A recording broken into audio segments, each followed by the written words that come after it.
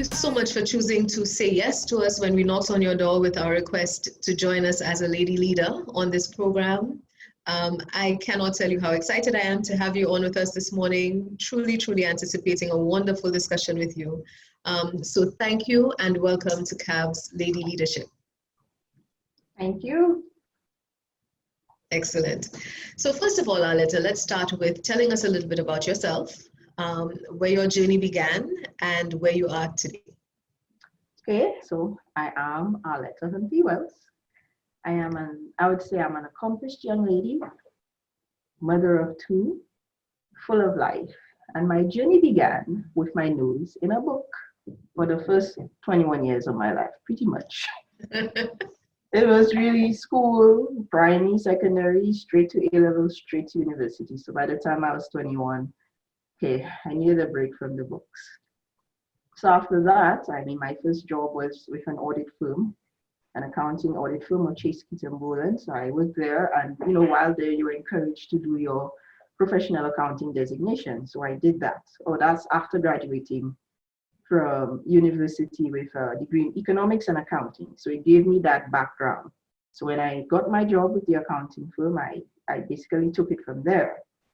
I did my ACCA. I became a member of the ACCA. After that, I worked for a couple of years with RBTT Bank in internal audit. And then after that, I competed with peers from the same financial services sector, people with similar backgrounds like myself, for a scholarship, which I won. It afforded me the opportunity to do an MBA in Monaco in Europe. And there I graduated at the top of my class. From that, I came back home and I began work with the island's first offshore bank, Banca Lucia International Limited. And I would say it was these years at that bank that was some of the most formative in my career. I spent 7 years there. It was a new bank and there was not a script to go by from before. So I was part of the small team in charge of setting up that new bank, putting the processes, procedures, training, coaching people in place and seeing that bank take off, which it has since then. Following that, I spent the next, I'd say, 5-6 years within Banca Lucia itself, working in various, again, sections, investment banking, retail banking, finance. After that, I got exposure to another aspect of the financial services sector, which is brokerage. So I left Banca Lucia and I was at First Citizens for 2 years as country manager for St. Lucia and the OECS. So in charge of the brokerage operations there. And then I have come around full circle where I'm back again, helping to set up yet another offshore banking entity. So I'm currently the general manager of Berkeley Bank Trust. As you know, it's a new bank. It's only been around for a couple of years. And, these banks, as banks, big or small, have a lot of moving parts. So here I am again, doing what I started actually back in 2004. So yes, when I'm not working, yeah. When I'm not working or doing any of that, again, like I said, I got married, I have 2 kids, and they keep me occupied as well. I also, with my siblings, I also take care of my mom. At that age, we professionals are sandwiched. We have children on one end, and then we have our parents who are getting older on the other end. So that's pretty much my life and journey right now. I know there's a little bit more to your life in terms of what you do for fun, but I know that we will get to that a little while as we go as well. Arletta, it sounds like your journey, which is a very accomplished one, sounds like you're a starter. So, when things are new and fresh, you get to manage change, you get to manage implementation. What sort of challenges do you find that you've encountered in that whole process? You go in and you're starting from scratch, nurturing and building. Or perhaps I should ask, what are your greatest successes coming out of that experience? And what have been some of the challenges that you faced in that regard? Well, some of my greatest successes, it's like watching a child grow. Even if there's so many books on parenthood, that doesn't work. You literally have to get in there. And in the case of the banks we started, especially for the first offshore bank, there was no script. Yes, there's certain things that are common to whichever, but it was a new bank, call it a new industry. So the challenges were, and we had to figure out a lot of things along the way, which we were able to do. I mean, that way you learn so much. And then you're learning and growing with your staff at the same time, but you're supposed to be there to help guide them and train them at the same time while you yourself are learning. So it's not always easy. The other thing you have to manage is your day will never be, if you say quote unquote normal, or just call it normal, that you can have a lot of ad hoc days. That's just, you just roll with the punches. Yeah. Yeah. And interestingly enough as well, when you were speaking in response to that first question, you indicated that while you're not working, but really and truly you're juggling, you're balancing, right? Yes, pretty much. It's not like you get to take the day off to go get married and then take the day off to have the kids and spend the time with them. It would be lovely if we could. But the reality is for us ladies, professional ladies, is that we have to find the delicate balance of being the leader, and that too comes with some strong messages. Sometimes you know you have to take difficult decisions, and being the nurturer, being the caregiver, as you rightly said, as our parents themselves become more mature and more dependent, we take on that responsibility if we're fortunate enough. So how do you find the time to manage all of those things as well as some of the other things that you do? Well, as somebody said, you don't find the time, you just have to make the time. And I guess even for us, we have to keep remembering that, because it's easy for us to say, oh, I just don't have the time.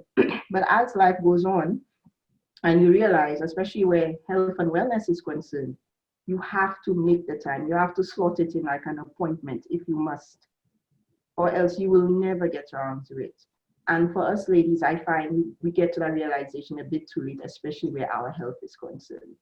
So yes, I try to find the time for me, you know, especially pre-COVID, you know, I mean, CrossFit was my choice for trying to get back in shape, and I enjoyed it. Right. Occasionally the salsa parties, they were good too. And I love the movies, I love kicking back. And just shuffling around with the kids. I mean, it can sound tiring, but it's actually mentally relaxing if I wasn't thinking of other things at the time. But you have to make the time. And I think for us ladies, we have to constantly remind ourselves of that. We just have to make the time. We have to just get it done, because if we don't, especially for health, we will be forced to. You make a really, really valid point in terms of scheduling your life in the same way that you schedule your workday. And I'll share with you one of the things that I have actually found very, very beneficial and useful to me for a couple of reasons. One, you know, I am getting up there in age, and so I don't have the recall that I used to, right? So I actually do schedule in those things like the doctor's appointment. You're so right. I actually schedule it in like an appointment, right? So when I take that preview of my day, chances are there's going to be something that I go, oh, geez, I completely forgot. And thankfully it's in there, right? So you're not kidding when you say schedule it in, or I take it very seriously when you say schedule it in like an appointment. You know, work is important, life is important, and striking that balance, sometimes we need the help. So tell me then, like I said, your career that you timeline for us sounds like a very illustrious one, a very busy one, right? So what would you say are your own guiding principles and success traits? For me, first off, integrity in everything I do. Whatever, you know, whatever you do, whatever you say, once you can stand by it, once you can stand up to scrutiny, for me, that's the first thing. Tenacity, I always want to get that job done. I will be at it like a tick, at people like a tick sometimes too, until the job gets done. But I try to be fair with all concerned. And another thing which for me throughout my time, and something which I always encourage my staff, is to always stay current with things that affect your sector or your job, your industry, like especially in the world of international banking and finance. You stay current with global events, you stay current, stay technical. Always, you know, read, do research, and don't say we don't have time. We have time to scroll on Facebook, so we can make the time. But it's to stay current. These are the things that work for me. Yeah, I quite like that, to stay current. And I tend to liken that to always learning.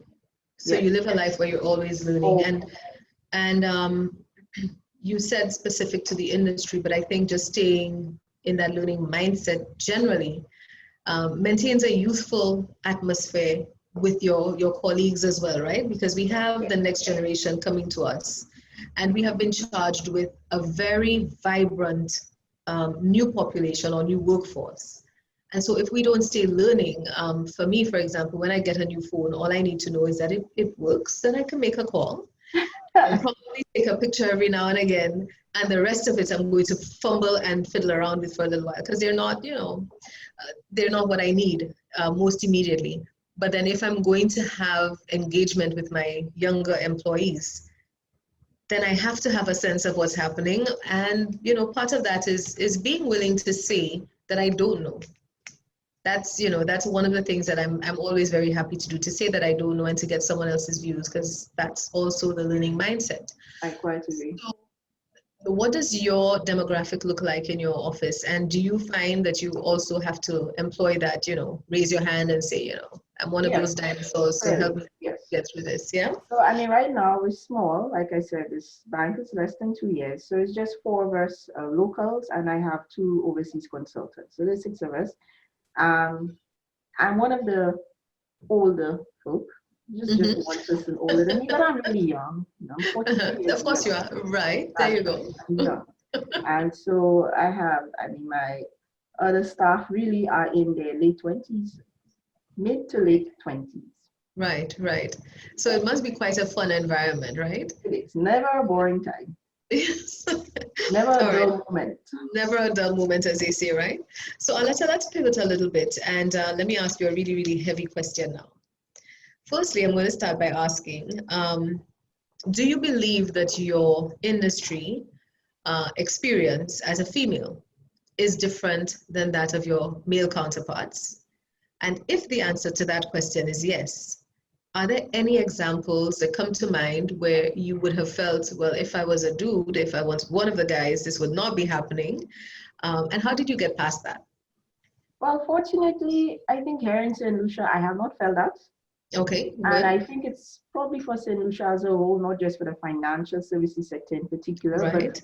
I think women here have had pretty much as equal a chance as men here, especially if you are seen as a go-getter and you push yourself, you will be judged on what you bring to the table. I honestly cannot say that I felt that I've been disadvantaged so far along my path. I really can't say that. Maybe if I was in another jurisdiction, possibly, but St. Lucia, and I think there was a study that actually alluded to that, that leadership in St. Lucia by females is a little over 50% generally. Mm-hmm. Mm-hmm. So I can say, fortunately, I mean, and I look around, there have been a lot of strong lady leaders in our sector right here. So Mm-hmm.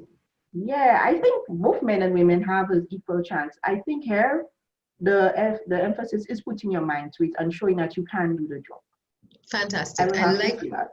I really like the fact that you said it's what you bring to the table, Yeah, and also it's a mindset.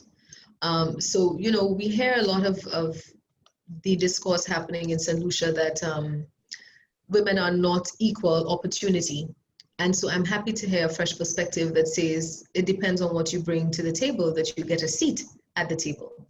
yeah, And so I suppose one of the things that we would say is, as ladies, we all have to know our craft. We need to know our trade, and we need to be confident in discharging it, I quite agree.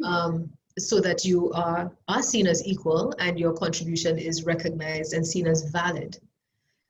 So thank you for that, Arletta. What advice would you share with young women entering what is still perceived to be internationally, globally, and perhaps even locally to an extent, a male-dominant field? I would say to young women, okay, as we know, men and women are different. We know that, you understand that, you recognize that, you embrace that. I do not subscribe to the view that a woman has to become a man to succeed in a male dominated field. I think you can succeed as a woman.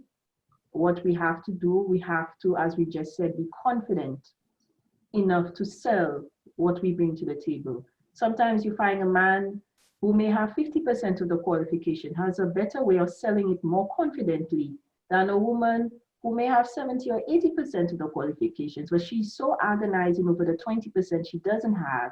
She doesn't sell the 80% that she has with the confidence. And you find maybe her male counterpart will get ahead. And then, you know, she beats herself down. I think we need to really step into ourselves, look at, like you said, our craft, hone in on it, and know what we bring to the table and stand by it. Fantastic, fantastic. I absolutely love that response. So let's step back a little bit, Arletta. We would comfortably say that ladies tend to, especially in the workplace, especially in the corporate world, women tend to shy away from stepping up and having that voice, right? So we may snicker with one another, but we are not the ones who are likely to stand up and say, hey, this is what's happening, right? What are some of the things that you have done personally to ensure that you bring that confidence with you wherever you go? Well, it has been a learning process along the way. I mean, as you get older and as you, again, holding on your craft, stay current, you know, go over your technical aspects of your job, it gives you a lot of, I'd say, sellability, if you want to call that. You know, what you're talking is not fluff. You can stand by what you say. And that alone helps build your confidence. Yes, sometimes, maybe based on the situation, there may be discrimination from a gender perspective, like I said, especially internationally. But you have to continue to stand by your message, stand by what you say, and be prepared to stand alone. You may not always get your other female counterparts to back you up, and that's okay. They're still probably trying to find their way, find themselves. And maybe by you continuing to stand and speak your truth, you will one day inspire them to want to stand out and speak their truth. So it's okay, it's fine. Don't judge them. Yes, some of them will try and tear you down. Still don't judge them. Continue to speak your truth and stand by it. That's all you can do. Beautiful, beautiful. I think that this is one of those moments where I have to say, let's pause and really, really absorb what Arletta just said, because that is in itself, it's not a gold nugget. I think that was a gold mine, right? So let's dig into that one. There are a couple of messages that came out there really, really clearly, and perhaps you would hear that as we go through some of the other lady leaders that we've interviewed having very similar mindsets. One very poignant one is we can sometimes be our own worst enemy. And that is, you know, you pay a little too much attention to what everyone else around you is doing, as opposed to what is the value of my own contribution. And remember that, you know, you're looking at someone else and someone else is looking at you. And so the message is, you know, put your best foot forward. And if you see someone falter, help pick them up, help keep them moving the right path, which is to Arletta's point. As you continue to hone your skills and become more confident in your own execution, you would be amazed to know how many people will actually begin to move in a positive direction as well, because they begin to see your progress. So don't spend too much time agonizing over what everyone else thinks or what everyone else says. Spend that time agonizing about how to continue moving forward in a very positive way and to impact the outcome for you in a positive way. And that will have a ripple effect not only on yourself, your team, and those who are looking on from a distance as well. So that was really, really a good little bit of insight coming out of one of our lady leaders that I think everyone will benefit from. Arletta, huge thank you for that one. Thanks. The other thing that I want to branch off a little bit and ask Arletta is, you said something that I think is also worth pause again. Don't be afraid to stand alone to do it. That's true. Particularly in our society, we know that there's strength in numbers, or we always say there's strength in numbers. But I think there's also tremendous strength in self. Connecting to core and knowing who you are and being authentic about who you really are, embracing that. So, you know, let's talk a little bit about your ascension into leadership and the people who come along with you, or the people that you surround yourself by or with. So help us to provide some sort of direction and roadmap for young ladies coming into industry. They may not only be industry, but generally speaking, in that regard, like how do you determine who stays close, how many stay close, and help us to understand as well image, if you would. That's a fully loaded one, I know. That is a fully loaded one. I'll start with image because that was the last thing you just said.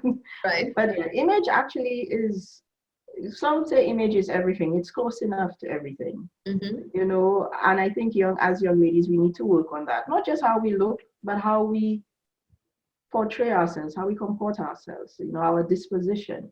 You can be looking the world, and if you have a very rotten attitude and people see it in a restaurant, it speaks volumes. So that is a critical part of what we have to work on as we continue to ascend, you know, the corporate ladder, or even if we're not ascending the corporate ladder, as we're building our own ladder. Image is everything. Image works. And you don't have to ascend the existing ladders. You also can build your own. You spoke again about who I surround myself with. Yes. Yes, I do believe you should surround yourself with people that make you better, people that make you think, people that make you grow, people that challenge you. I have been fortunate enough to have some really good friends over the last 20 to 30 years of my life. Not many, but a few very good ones who, you know, really given me support along the way. In addition to that, I've had a very strong role models in both my mom and my older sister. I mean, these two women have taught me volumes. They pretty much inspired me in a lot of what I do, my value system, how I think, and so forth, especially my mom. And even now, as she is advanced in years and she is not doing well, she's suffering from dementia, I'm still learning so much. Even now, from this strong woman who is now been broken by this terrible disease. So it's that along the way, I think, has helped me. And I think as young women, if you can surround yourself with people, it doesn't have to be many, sometimes just one or two is all you need. I mean, also if you can get a great mentor, perfect. But yeah. Fantastic. Arletta, you just walked yourself into a little bit of a corner with me. So let me again go off script. Clearly, your universe is a full one. You know, and I say universe, your multiverse perhaps is a better way to put it. Several galaxies. Exactly. So, you know, I am the mother of boys. So, you know, the Flash. But anyway, so you spoke about needing mentors in our lives. And so I will ask you on live camera, live interview, and you didn't see this coming. We are actually in the process now of putting together our own mentorship program within the Caribbean Association of Banks. And we are hopeful that our first cohort of lady leaders that we are speaking with over the next little while will all say yes. I know that I'm putting you on the spot because clearly you have your hands full. So what I'm going to do today, I'm not going to press too much, but I will say I'd like you to consider it because we believe that there is definite value, particularly with someone who has had this many experiences, especially if health is one of those. But I do know that it's going to take another bite out of time that you perhaps don't have. So all I'm going to ask you is, Arletta, will you even consider being one of our leaders? Yeah? Okay, fabulous. We hooked her, we did good. All right. Okay, more to come on that, so stay tuned. Let's talk a little bit about present day. You said stay current, so I'm going to try to keep it current. COVID, that very, very naughty word that is plaguing the globe right now. For some people, it has been an absolute rock weighing them down, and for some people, it has actually been a very beneficial time. So tell us a little bit about COVID, the impact on you as a leader, and what, if anything, has COVID taught you about yourself? Well, the big rock we did not see coming. As a leader, it has forced you to look into your toolbox and probably use tools that you had not used in a while. It probably forced you to sharpen the tools you already used, to go back and resharpen them so that you can continue to chip away at the rock. So as a leader, I mean, yes, you know, you have skills of communication, flexibility, time management, but it comes even more to the fore now when you have to be working remotely with your teams. And for us mothers, we now taken on the whole role of homeschooling, happening at the same time while we work. And both require our undivided, careful attention to detail. And it had to be done. We can't say, oh, I just cannot do this. Again, we almost had to schedule it. So to schedule a time to review my son's work, once I know he was connected properly on Edmodo or Zoom, my daughter was writing common entrance. I couldn't ignore her. But at least in the field that we worked, our work didn't stop. I mean, already our clients are not clients that come here. So our work never stopped. My work just continued. It just continued, not in the office, but at home with other types of distractions. Yes, yeah. So as a leader, you learn to refocus. Yes.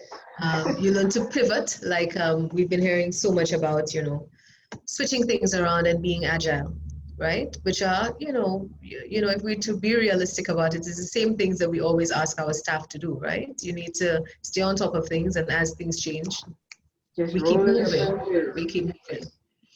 Okay. So let's make this a little bit light just for a second, because you brought us home with you. So tell us, when at home, where will we find you on a Saturday morning at, say, 10 o'clock? What is Arletta up to? First of all, on a Saturday morning, you will not find me or the kids home. Our morning starts when we fly out to the house before 9. I mean, most times we're dropping them off to classes. As Catholics, they are taking confirmation classes. Then it's off to rush my son to cricket. In between that time, I have to go check on my mom, bring food for her, make sure she's fine.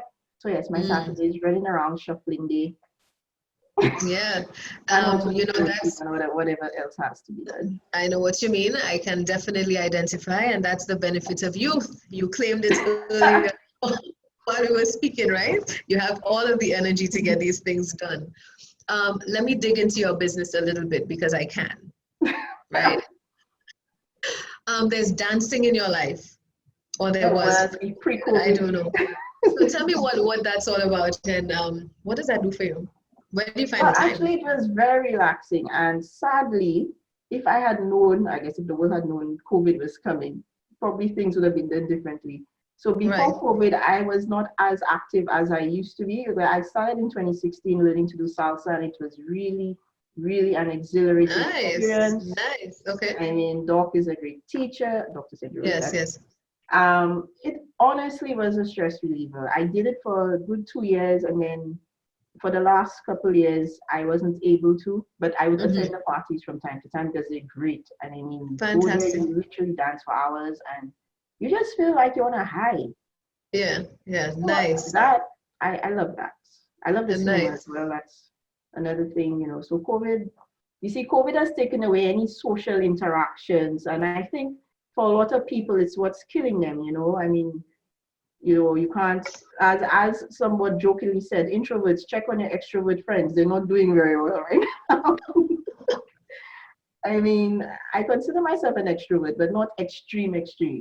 So I am good with people and I'm good with myself. But yes, I miss going to the cinema as frequently as I used to. I do miss the occasional, parties and so on, because at the end of the day, we are social beings, Yeah. Lovely. So have you started something that replaces the salsa classes? Like they are doing, what's it called? Soca Fit? Are you one of those Soca Fit people? I know that's the new craze. Well, no, actually, now before COVID again, I was very active at the gym. CrossFit was my thing. It's still my thing, and I do intend to go back early in the new year. But I think with COVID and if everything else, the homeschooling the kids, my daughter's entrance, my mom's situations and so on, I guess juggling the balls in the air, I had to take a step back. But I continued exercising. I started walking more than I was normally doing. So that has actually paid off. Very good. So I've continued walking, and God willing, early in the new year, I'm going to go back to the gym. Okay, fantastic. That sounds really good, Arletta. I think, yeah, for COVID, a lot of people in St. Lucia certainly started walking. I was Yes, one and of them. that is very good. It's wonderful Yeah, to see people yeah. walking early morning, late afternoons, and it's very Mm-hmm. inspiring. Yeah, yeah. I was one of those. I quite like distance walking. Um, Yes. so, it was a really, really good break. And then, you repurpose things as circumstances change. So, yeah, I think quite a few of us would have benefited from COVID if there is something that can be benefited from COVID. Yeah. So let's get back to the meat of the matter then. How did you manage to maintain an inspired, motivated, and empowered team through COVID? And let's go back a little bit because you were a starter with so many initiatives, right?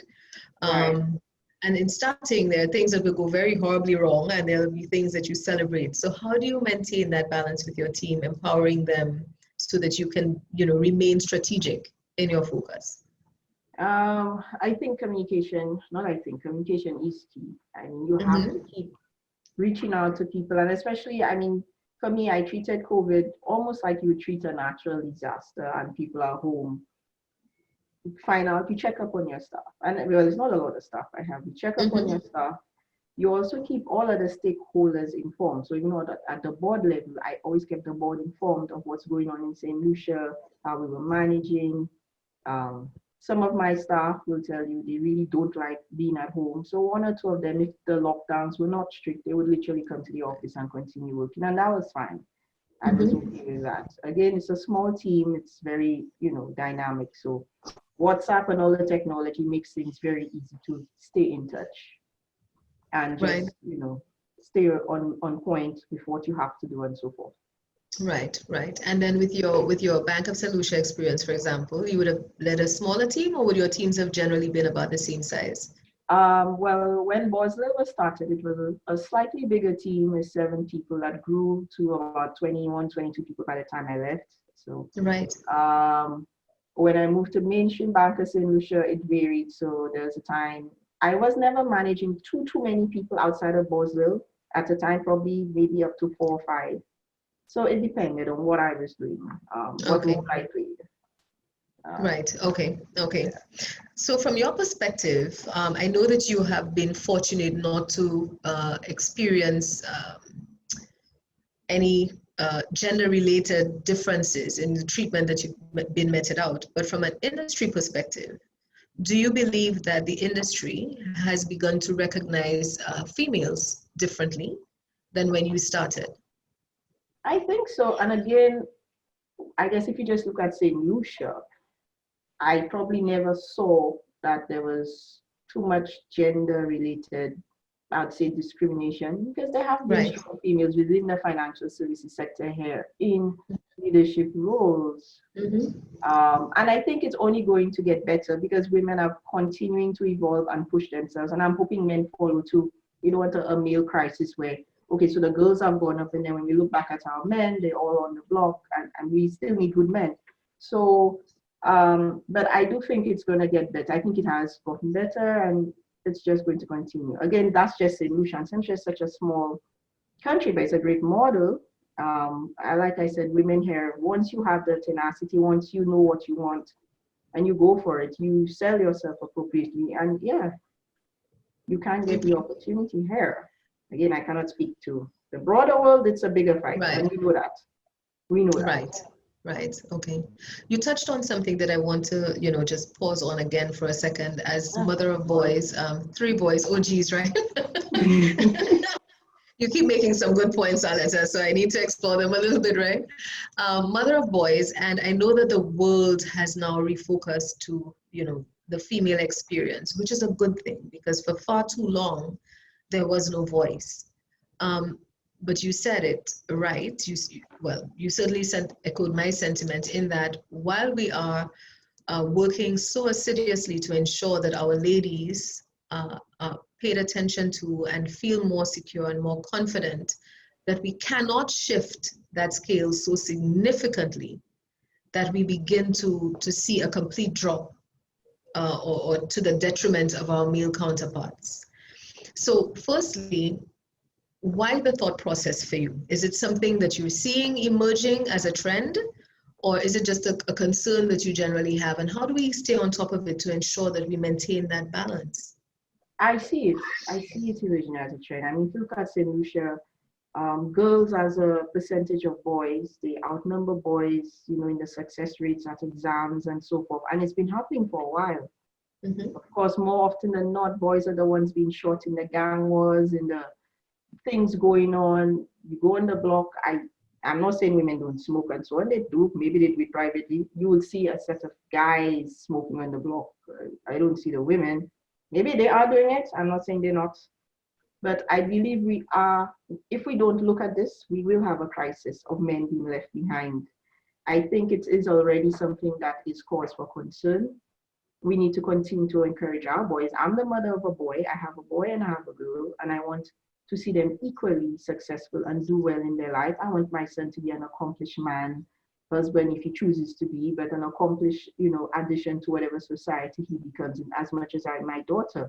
So when we look at our boys, we need to, I guess, remind themselves that, hey, you know, they too, because now, especially in St. Lucia, you know, they're hearing a lot about ladies. In fact, a male colleague of mine smiled when I told him about this, you know, ladies in leadership initiative. He's like, oh, and where are the men? Where are the men?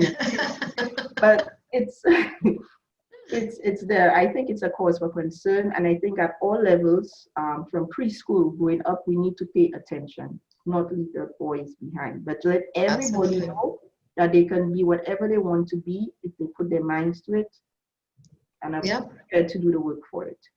Absolutely, Arletta. Very well said. Certainly, I think it's something that, you know, beyond you and I, there are persons who are looking on and saying, okay, we are going to create more of an imbalance than we had hoped to. And so, you know, we now need to ensure that we are weighing things out and ensuring that everyone understands their unique and valuable contributions to society. So, a great segue to say to all of the men who support all of the ladies, and to all of the men who we have been inspired by, and to all of the men who don't take it personally, we haven't forgotten you. Like I said, I'm the mother of boys. There's no way that would happen. So look out, because there's something coming for our gentlemen as well. Okay. So Arletta, let's talk a little bit about challenges. I don't ever like to say challenges or obstacles. I like to talk about opportunities. So when faced with opportunities, what is your go-to strategy to ensure that you stay steadfast on the path of success? Well, first of all, I like to sit down and think about it. Sadly, on a health note, that also included eating, which I've tried to stop. But you have to conceptualize what the opportunity is. What is it and why? And then you sit down to try and put together solutions for it.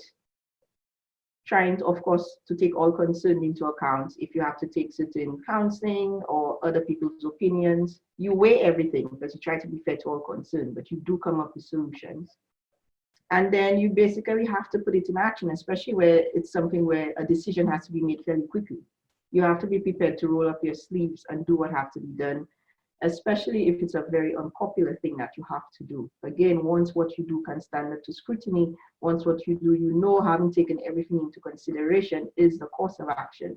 You just have to do it without fear or favor. Fantastic, fantastic. All right, let's talk again a little bit more about who inspires you, because there's so much wisdom pouring up, oozing out of you, right? There's so much stuff, good stuff oozing out of you. Let's talk a little bit about where these things rooted from. Like, where did it all start? Who are some of the people who helped shape this extremely positive outlook and this very can-do person sitting here talking to us today? I think I said a bit of it. Essentially, it started with my mom and my older sister. These are the two rocks I have had throughout much of my life that have inspired me, that's given me the value system, especially the efforts of hard work. My mom, my sister. Again, I've had some really good friends over the last 30 years who have also had a positive impact on me. And again, growing up in a society and seeing a lot of strong lady leaders around, they were examples to look at. So in a way, all of these things in your mind, you said to yourself, it's possible. It's possible. But for me, what comes to mind really started with home. That base I got Fantastic. from home. Lovely, lovely. Let me ask you this in another way then. If there was one lady that I could get on a program like this that you think everyone needs, absolutely, male, female, doesn't matter, Ah, that has impacted you, who would it be and why? who would it be? Who would it be? Wow. That's a trick question. And it doesn't have to be a lady, yeah? It can be your sister. I mean, I know your sister. If you say it's your sister, then it's your sister. That'll be easy. Pick up and say, "Hey, I need you on an interview with me." Actually, But yeah, I would say her. I would say her. I would okay. say there's more than one person. I have a good friend, Donna. She has really been a rock in my life for the last 25 Okay. years. Okay. So let me just stick out and say, Generally, hey, leadership. I guess I look at all the ladies here. I don't just single just one out to the right, detriment of right. others. But like I say, within That's the financial fantastic. That's services good. sector here, there have been a lot of strong ladies to look at. Yeah, A lot. I totally agree. And there's absolutely nothing wrong with being the sum of all of the experiences or all of the different people who have added to creating value in your life. So Erlene, thank you for the tremendous work that you did with this lady. We are happy to have her in the industry, so thank you, thank you, thank you. And we are quickly coming to the end of your interview. If you can't believe it, we've probably been speaking for about 45 minutes now. Really? Yeah. So here's your final opportunity to make an impact on the generation who is incoming. What is the one bit of advice that they absolutely need to stop, pause, listen to, and really, really cloak themselves in for success? Start with self-care, health and wellness, especially mental, as early as possible in your life. And don't measure your successes or your progress by other people's yardsticks, by other people's timelines. That's what I would tell to young ladies. Fantastic. And clearly, it strikes a nerve when you speak to your overall health and mental well-being. And so, in as much as I can say, or that we can say, because I'm sure that I will speak for others, that I hope that the journey with your mom is one that provides you some memories and comfort that will take you through with her. Clearly, there's a very strong family bond between you all, so let the memories keep you going, and I hope that she progresses in a way that is pleasing to everyone around her. But also for our ladies, let's not, this is really easy for me to say because I'm getting up there in the years, right? And so when you're young, you feel like you're invincible and time is not going to catch up. Well, it is. So if you really nurture good health practices, and Arletta spoke to it as well, good eating habits, which can be a little bit difficult. But remember in all of it that you have to take care of yourself if you're going to be taking care of others. And we wear so many hats. So the first thing that we need to do is to embrace the fact that we have to be healthy to do it all successfully, and still chart our paths and still be beautiful and fabulous, because you know that we are. So Arletta, that kind of takes us to the close today. And I have to say, continue to be your fabulous, beautiful self. Thank you so much for carving out some time for us today. I'm sure that you had to schedule us in. Yes. And so I'm really grateful because like I said, I think some really good information came out of this that anybody can package and walk with every day, and just call back to mind that these are some of the things, and you would recognize as well that a lot of these are trends. Some of the ladies that we have spoken with in the past will tell you that these are some of the same principles that they have employed or they continue to employ to ensure that they stay healthy and they stay relevant and they stay current and they stay able to support the industry and society in general. So Arletta, again, thank you so much for the time this morning. It's been an absolute pleasure. I will give you some more details on our mentorship program, and I'm sure that you'll have some ladies knocking on your door for more. All right? Well, the pleasure is all mine, and thank you, actually. You made me sit Absolutely. down and think of a few things, so thank you. Very, very good. And this is what it's all about, just getting to know each other in a very different human way. Because sometimes we see each other going on this success journey, and we don't recognize that the challenges are the same, and we can all overcome them if we learn to share a little bit and lean on each other a little bit more. I think if we do that, we will have nothing but success in every industry that we are working in, living in society in general. So Arletta, have a wonderful, wonderful day. This was a great way to get started. Thank you, and I look forward to seeing more wonderful things coming out of you. Thank you. And All right. same thanks to all of you at CAB, and I know I'll see more wonderful things coming out of you people. We certainly hope so. Let's see what's coming. There's a lot more being planned for you. All right. Thank you so much. Have a wonderful one. Take care. You too. Bye-bye.